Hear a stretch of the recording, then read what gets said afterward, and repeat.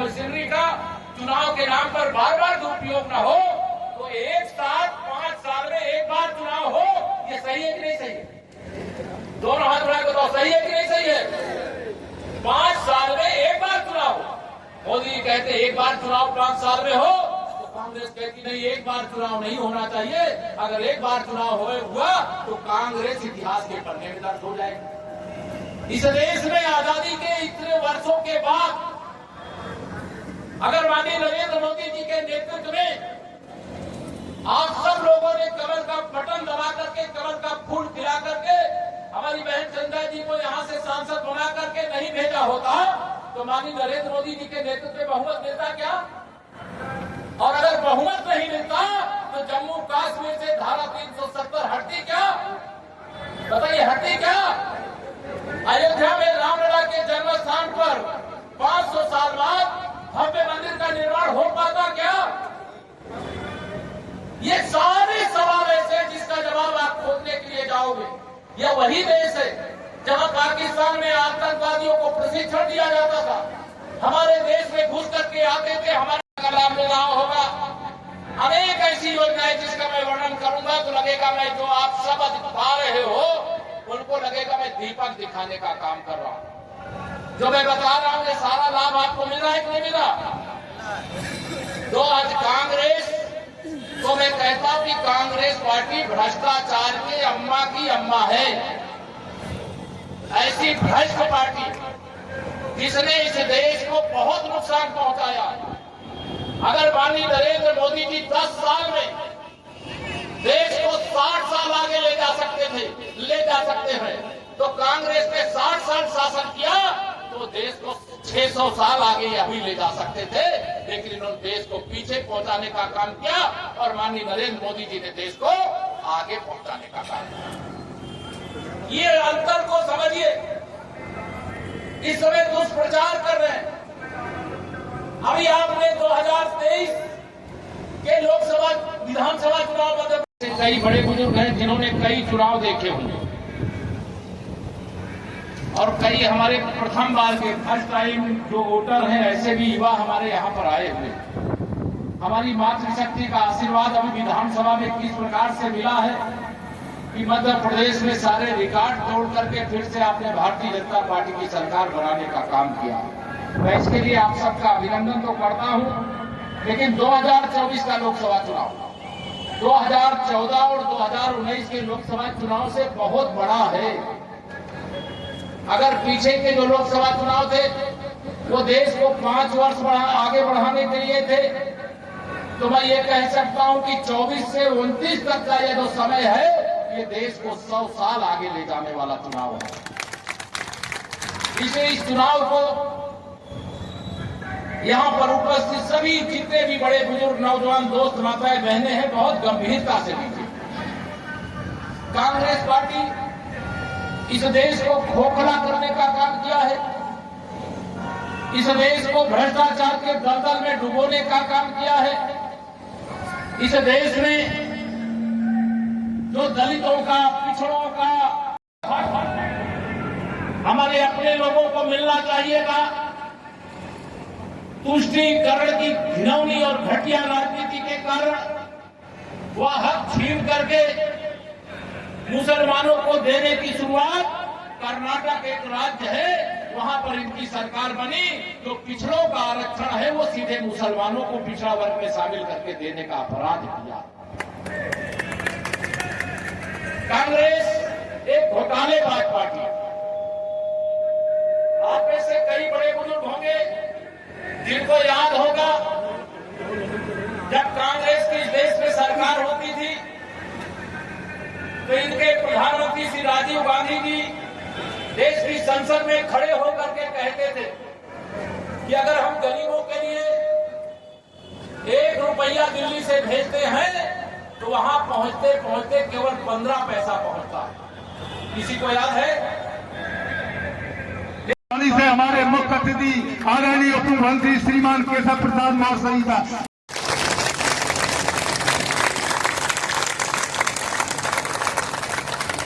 ऐसे लाडले नेता जिनकी मेहनत, जिनके परिश्रम अध्यक्ष भारतीय जनता पार्टी अनुसूचित मोर्चा के श्रीमान लाल सिंह आठी का भी तालियों और गड़गड़ाहट से स्वागत करें। हमारी एसओसी प्रत्याशी आदरणीय श्रीमती संध्या राय का भी तालियों और गड़गड़ाहट से स्वागत किया जाए। देवेंद्र नरवरिया जी और सभी हमारे वरिष्ठ जनों के लिए ऊपर और आश्वस्त करिए केशव प्रसाद मौर्य जी को कि मौ सर्किल से भारतीय जनता पार्टी बड़ी बहुमत से जीत के जाएगी। संघर्ष करो, भारतीय जनता पार्टी, भारतीय जनता पार्टी। बहुत बहुत धन्यवाद। भारतीय जनता पार्टी से कृपया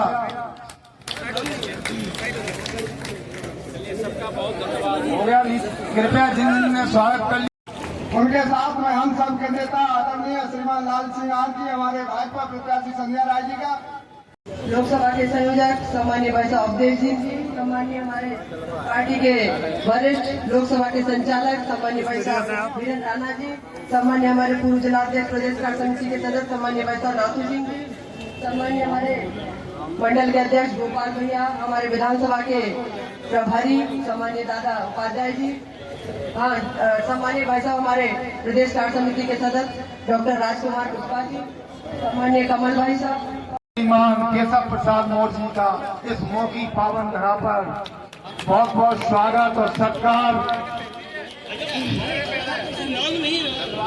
कुशवाहा समाज द्वारा बड़ी माला से स्वागत वंदन अभिनंदन किया गया है। उसके उपरांत हमारी भारतीय जनता पार्टी के सभी कार्यकर्ता जनों से आग्रह है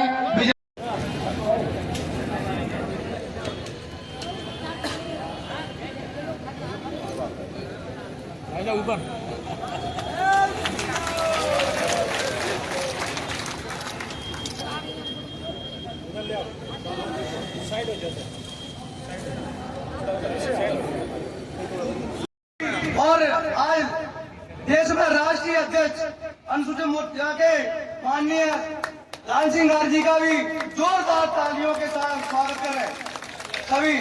और उनके साथ आए आज भिंड रतिया की सांसद और आज वर्तमान में प्रत्याशी, उन्हीं का भी जोरदार तालियों के साथ स्वागत करें। और जिला के अध्यक्ष देवेंद्र नरवरिया जी आदरणीय, जोरदार सभी लोग तालियों से स्वागत करें। और सभी मंचासीन अतिथियों का भी जय जय श्री राम। भारतीय जनता पार्टी जिंदाबाद।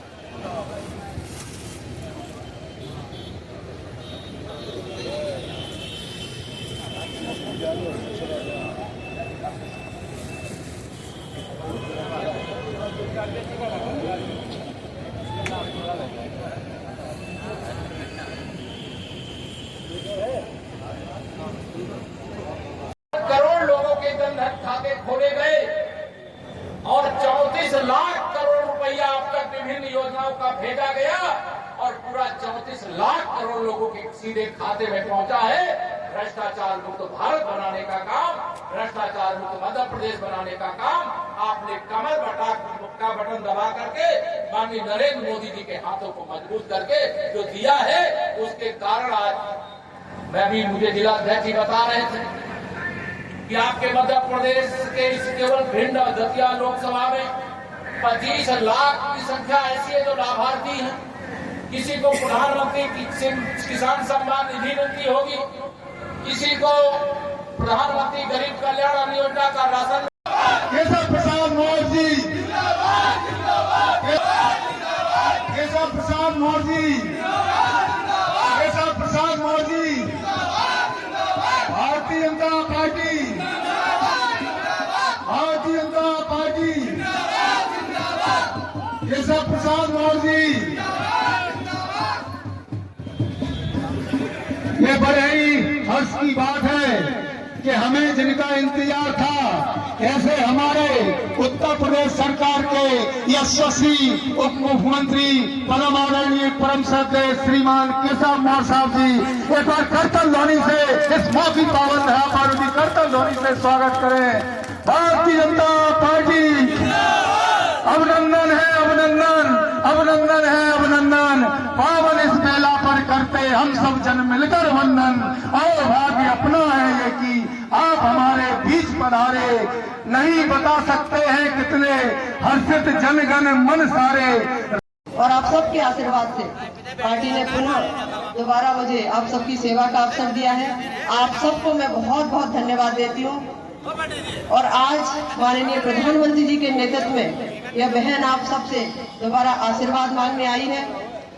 आप सब जानते हैं माननीय प्रधानमंत्री जी के नेतृत्व में लगातार 2019 के बाद लोकसभा की दृष्टि से अगर बात करें, लोकसभा को मेडिकल की सौगात भी मिली। हमारा ग्वालियर भिंड इटावा मार्ग, इसका डीपीआर का काम चल रहा है। चुनाव के बाद इस रोड का काम भी स्टार्ट हो जाएगा। सैनिक स्कूल स्वीकृत है, उसका भी काम चल रहा है। हमारे दोनों रेलवे स्टेशन का अमृत योजना में जोड़कर प्रगति का काम तेज गति से दोनों स्टेशनों का भी चल रहा है। एयरपोर्ट का काम दतिया में भी चल रहा है। हमारा आयुर्वेदिक हॉस्पिटल का काम कंप्लीट हो चुका है, चुनाव के बाद में उसका शुभारंभ हो जाएगा। हमारे बीच कृषि कॉलेज का भी काम माननीय मुख्यमंत्री जी भी कह गए थे आने वाले सत्र में कृषि कॉलेज की पढ़ाई भी चालू हो जाएगी। लगातार हमारे जिले एडीएफ योजना में भी जोड़े गए। पहले दोनों जिले जुड़े नहीं थे, उस योजना से जोड़ते हुए आज हमारे दिव्यांगजन भाई बहनों को केशव प्रसाद मौर्य भारतीय जनता पार्टी बोलिए भारत माता की। देवेश नहीं भाई, जोर से बोलना है और दोनों हाथ उठा करके बोलना है। बोलिए भारत माता की, भारत माता की। यहाँ तो माता दतिया का दिव्य दरबार है। दतिया माता की जयकार करते हुए, राम राजा सरकार को प्रणाम करते हुए, नौवा हनुमान जी भी यहाँ पर विराजमान है। राम द्वारे कुंभ द्वारे होता क्या बिन पैसा। तो इस समय तो अयोध्या में रामलला भी विराजमान होगा। इसे जोर से बोलिए जय श्री राम। आज भारतीय जनता पार्टी हमारी लोकसभा की भिंड दतिया लोकसभा की प्रत्याशी बहन संध्या राय जी के समर्थन में आप सबका आशीर्वाद मांगने आया हूं। माननीय नरेंद्र मोदी जी के नेतृत्व में तीसरी बार देश में सरकार बनाने के लिए आपका आशीर्वाद मांगने आया हूं, आपका समर्थन मांगने आया हूं। और 2014-2019 से भी बड़े अंतर से कमल खिलाने की आप सबसे उत्तर प्रदेश की 25 करोड़ जनता की ओर से केशव प्रसाद मौर्य आप सबको निवेदन करने आया।